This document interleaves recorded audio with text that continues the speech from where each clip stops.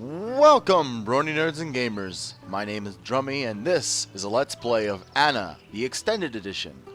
It's a sort of a first-person adventure, not adventure, but puzzle, click adventure, horror. It's just a nice little game. It's been out for a while. The Extended Edition came out a little while back, and I picked it up and haven't really had the chance to play it. Because it's a scary game, it wasn't one of those things I wanted to start right away. I got the controls set up already. Mouse speed is down because it's very weird mouse speed. Oh, input. Let's just take a quick look at that. Forward, backwards, left, right. I for open inventory. Let's do E. E? Yeah, E. Because I don't want to use two hands on the keyboard. We'll do F for the diary. And I don't want online help, so left mouse button, right mouse button, escape or F1. Cool. Alright. It's a nice little song. Wonder if this game has a soundtrack that you can get. Anyway, let's jump right into it.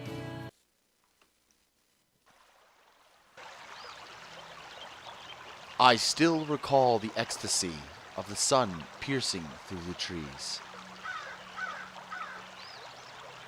While our hours passed along, with the chanting of the wind blowing across the mountains,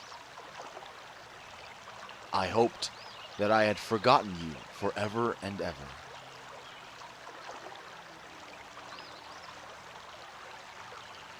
Anna, my love.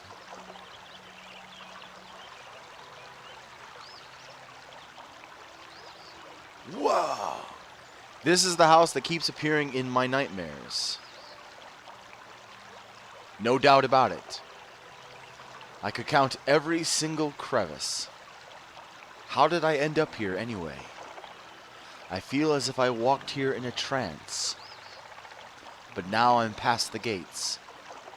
I must figure out why I keep dreaming about her. I'm in dire need of answers. So it looks like it's either... Well, I'll tell you what. Oh, it is pretty as hell. Look at this place. The water is pristine and inviting. Gazing at its crystal clear surface almost makes you thirsty. Yes, I'd like to take a little dip if I could. Man, this place looks pretty. This is a pretty game. Let's see, I got a lighter, a hunting knife, an empty canteen. Well, I got an empty canteen. Maybe I can use... S. Cool. Now I got a canteen of water. Let's see, I got some documents, a mobile phone, a notebook. Let's open up the notebook. What the? How did I end up here? This is the sawmill I keep seeing in my dreams. But I don't understand. Am I awake or still asleep? In my dreams, I'm always outside the fence, but not this time. I want to find out what's hidden here. I somehow feel that in that house I will find the answers to all my questions, and maybe her too. I can't sleep. I've got a splitting headache. I'm writing just so I can survive. Oh, I think I wrote that. I think I read this the wrong. Let's see. I can't survive through the discomfort. Anesthetics have been useless so far. The few moments of relief are always followed by sharp stabs of agony. While in bed, I roll my head trying to find a position that might stop or mitigate the pain, yet it's all been hopeless. When I close my eyes, it sounds like I hear the noise of foliage caressed by the wind, as if they were composing a symphony using my sore bones. It looks like I can't see images from that scene. The sky and the mountains. Oddly enough, my vision is blurred.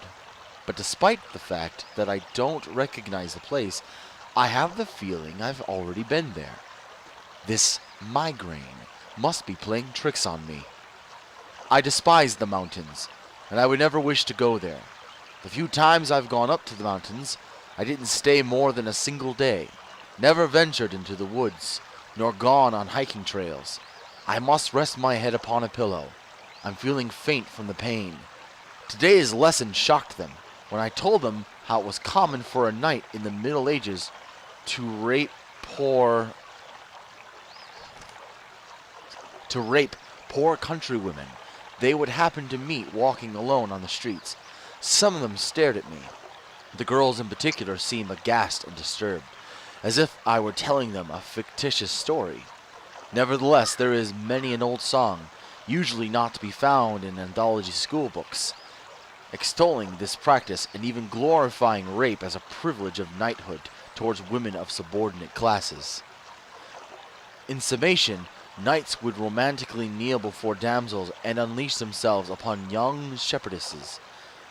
'Twas worse still when I told them that in some alpine communities, rape was even a means to marriage. Beyond any formality, the raped woman was bound to become the bride of her abuser. Life wasn't easy back then, and there wasn't much time for courtship. Such behavior may seem revolting nowadays, viewing it from a modern perspective. Yet what's even more terrifying is how human beings have forgotten the memory of those perpetrated horrors, and how they tend to willingly ignore them when put before their very eyes. Struggling with feelings of disgust caused by the topic of said lesson I taught yesterday, some students have even begun giving me the title of Professor Pervert. If that bloody headache hadn't returned, I'd have even laughed at such a stupid and unimaginative nickname. Cool. So I got the notebook, which I don't even know what it's for, and I got no signal from my mobile phone. Perhaps for the best, since I'm in no mood to speak with anyone. Then why do I have a mobile phone? Ooh, butterflies. That's nice. I can't really do anything with them. Oh, there's some flowers around this pile of rocks. Someone must have stacked them like that on purpose. Maple leaves. I'll take one. I have a maple leaf. There aren't any maple trees nearby, but there are maple leaves, which means they were set here purposefully. Ooh, why is that? Yet I found some leaves next to the mound. Why is that? Because I believe that's a grave. Just a thought. I mean, if it's not, then, just coincidence then. Let's take a look around the house before we go in. Ah, secret entrance? It's closed. Maybe it's possible to open it from inside. Okay, so there might be another way out of there once we get in. No big deal. We've got a broken water mill though. Can I look at it? Can I comment on it? Doesn't look like it. What's all this? Eye-shaped notch. A magnificent carving. Despite its simplicity, the etching was masterfully crafted. There's something inside.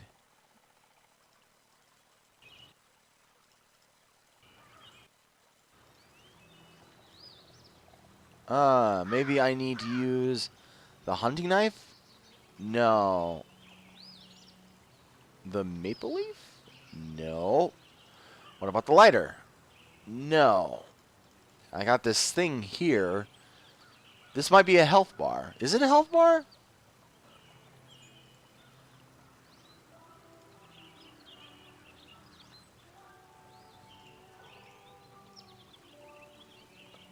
Okay, it looks like I can comment on the things that I have. But I don't know why I would. Ooh. It looks broken. Maybe I can fix it somehow. It won't budge. The main door. Well, what could I do? What could be a problem with it? Maybe it needs a... No. I doubt...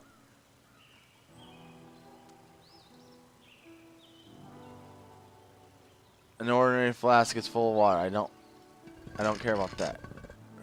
No, it looks broken. What about here? No, it's closed too. Again, another door to open from the inside. So we do know that the entrance is right here. We've got this eye-shaped notch. What could I do with this little boulder?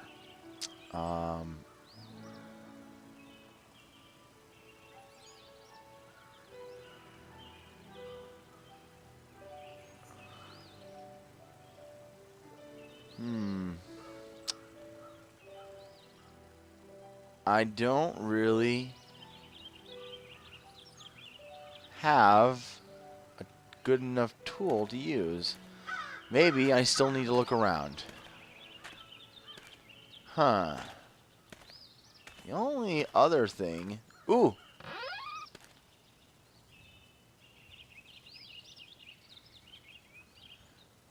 Oh.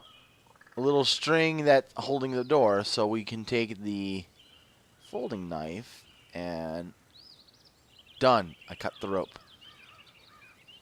And I kept it.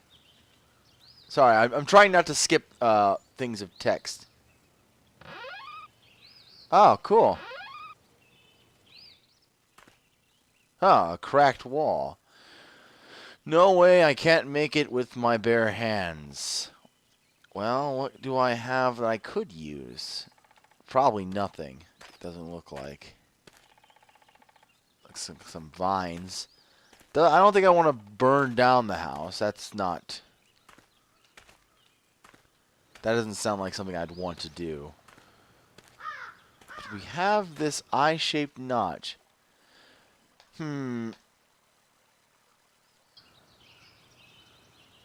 Maybe we use the string. No. Maybe we use the string on the maple leaf? No. What about on the knife?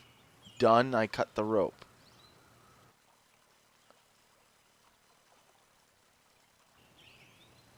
Well. No, maybe I use the little string on this boulder. No.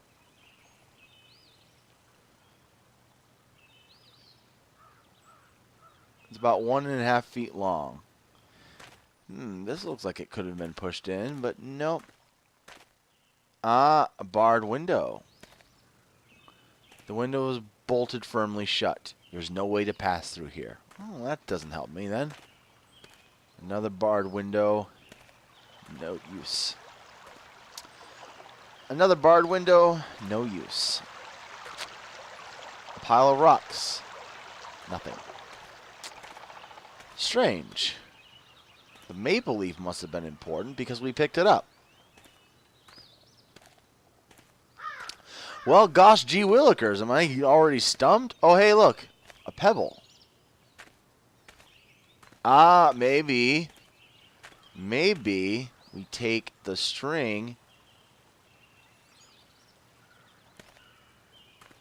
This could be useful for chasing away small animals. Well, how about we take the pebble? Aha! I can't reach it.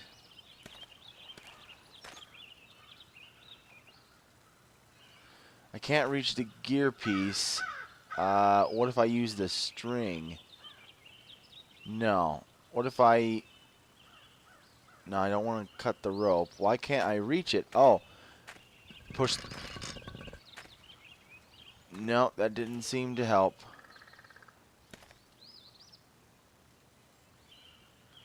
Huh.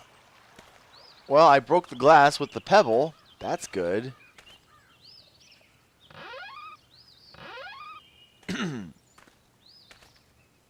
I don't need it anymore. I don't need any more pebbles. Well, clearly I need some way to get up there. What could I use? Aha! A wooden branch. That looks like something I could use. So we take the wooden branch. And we got the gear piece. Now this little thing doesn't work, so what if we use the gear piece on the boulder? No.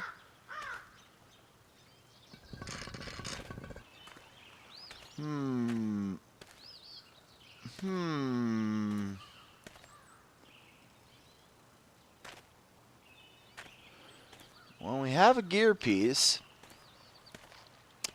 Oh, maybe we could try using it on the door. No. That's not working. Well, Chumley, I'm a little lost. We're still looking around.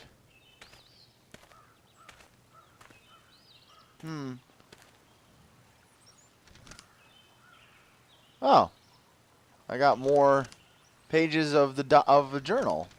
Didn't even know. Today, something peculiar happened. While I was searching for some stuff, just some souvenirs, I guess, amid a mess of old cardboard boxes in the cellar, I noticed an unfamiliar box, half buried among the others. I often go down to the basement, but I had never noticed this one before. I didn't even recognize it. Therefore, I immediately decided to find out what was inside. Reaching it wasn't an easy task. I had to move a couple of big boxes full of ethnic junk to clear my way through. Why do I keep all this garbage? But eventually, I managed to take it out of that heap. I found some photos inside. They had been placed in a makeshift envelope made out of sheets of manila paper tied with twine. A note rested on the package, which had turned completely yellow, and on the note was written, Dias Valley. Those photos can't be mine. I've never been to that place. In truth, I've never been to the Osta Valley region at all. I don't know why, but discovering those photos filled me with unease. I brought them home, but I haven't found the courage to look at them yet. I woke up several times tonight, each time I walked past the envelope containing the photos, convinced that I would open it. I always refrained from doing so. The headaches have returned, stronger than ever. With those visions of trees in the moments of most intense pain, I believe I even heard a voice, or was it perhaps whistling? I can't sleep anymore. Why haven't I found the courage to look at those photos? Today I gave a terrible lecture, for I was in a gloomy mood, and my students took notice of it. I often jabbered gibberish rather than teaching. I've become more aware of it, but I wasn't able to get a firm grip on myself. My thoughts were jumbled in my mouth. I don't know why, but I can't stop thinking about those photographs. During every single instant of the day, they say that I suddenly began to fix my gaze upon one of the co-ed ladies. Marco, my assistant, told me that I stood frozen like that for an entire minute in complete silence. He said I had an absent stare. What does that mean? Luckily, I pulled myself together and continued talking, as if nothing had happened. I can't remember anything.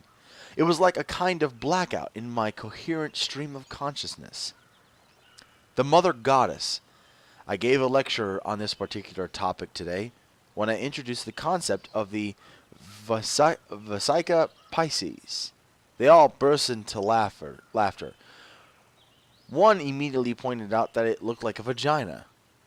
I complimented his observation, explaining that he wasn't wrong, and in fact, it symbolized maternity in general, and that each one of us originates from there. I also explained that in the Middle Ages, the Vasica Pisces, also called the mandorla, was used to frame holy pictures of God. Again, they burst out laughing. They still don't fully realize that attempts at removing sexuality from culture is quite a recent scourge. Then I told them about the trapezoid, the 3 interlocked spirals, the 3 crescent moons, and other symbols. They seemed particularly interested. At the end of the class, I handed out photocopies of the hymn to Isis and spoke about the role of women in ancient civilizations. Often, considerably different symbols encompass similar concepts. If it weren't for the headache, it would have been a perfect lesson. The hymn to Isis. Because I am the first and the last, I am the venerated and the despised one. I am the prostitute and the saint. I am the bride and the virgin. I am the mother and the daughter. I am my mother's arms. I am the sterile one. yet my children are numerous. I am the married woman and the unmarried one. I am she who gives birth and she who has never given birth. I am the consolation for the pains of childbirth. I am the bride and the groom, and it was my man who nurtured my fertility. I am my father's mother. I am my husband's sister, and he is my rejected son. Respect me always, as I am the scandalous and the magnificent one. The photos, God damn it, I can't look at them. I simply collapsed. I couldn't even enter the classroom. I found myself lying on the ground, my head between my hands, with a swarm of students surrounding me and asking whether I was feeling well. The voices became noise, and then nothing. I woke up at the hospital. According to the medical staff, it wasn't a heart attack, nor a stroke, nor a nervous breakdown. It was as if I switched myself off. But without going into a coma, I've been admitted for 3 days. But all the tests have led nowhere. Ultimately, the doctors merely recommended that I rest a bit and prescribed me a more substantial diet than the one I had been following. The provost agreed with that and granted me 5 weeks off, instead of the 2 recommended by my physician, just in time for the closure of the academic year. My assistants will handle the examinations. Hold on before I really get into this, because how long... Okay, there's not that much more. We'll read the rest of it. We'll read the rest of it later. In fact, we'll read the rest of it on the next episode of Brony Nerds and Gamers. Until then, you can leave a like or comment below and subscribe for more. Until next time, good night, every pony.